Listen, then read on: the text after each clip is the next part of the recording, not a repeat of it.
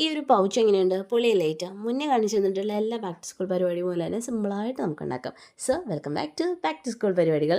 So ഇന്ന് നമ്മൾ ഉണ്ടാക്കാൻ പോകുന്നത് ഒരു പേപ്പർ പൗച്ചാണ്. വേണ്ടത് A4 വലുപ്പത്തിലുള്ള ഒരു കളർഫുൾ ആയിട്ടുള്ള പേപ്പർ. ഇതിൽ കളർഫുൾ പേപ്പർ ഉള്ളതുകൊണ്ടാണ് ഞാൻ ഇതെടുത്തത്. നിങ്ങൾക്ക് വേണമെന്നുണ്ടെങ്കിൽ നോർമൽ വൈറ്റ് പേപ്പർ യൂസ് ചെയ്യാം കേട്ടോ. സോ ഫസ്റ്റ് തന്നെ മേലത്തെ ഒരു പോർഷൻ ഒരു 1 ഇഞ്ചോ ഒരു 1.5 ഇഞ്ചൊക്കെ വിട്ടിട്ട് നമ്മളൊന്ന് മടക്കി എടുക്കുക.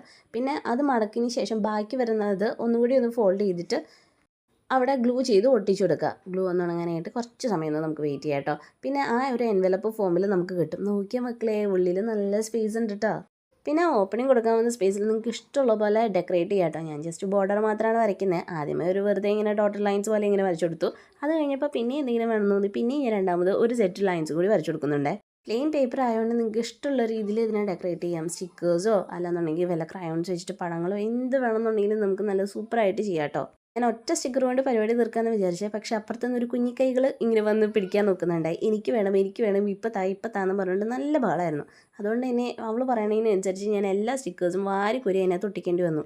അങ്ങനെ ഈ ഗ്ലൂ ഒക്കെ ഉണങ്ങി കഴിഞ്ഞപ്പോൾ സെറ്റ് സാധനമായിട്ടുണ്ട് കേട്ടോ. അടിപൊളിയാണ് കേട്ടോ. നമുക്ക് അത്യാവശ്യം വേണ്ടത് ഇങ്ങനത്തെ എന്തെങ്കിലും പേപ്പർ വർക്ക്സ് ഒക്കെ ഉണ്ടെങ്കിൽ ഇതിനകത്ത് സ്റ്റോർ ചെയ്യാൻ പറ്റും. സോ ഇഷ്ടമായിരുന്നെങ്കിൽ എന്തായാലും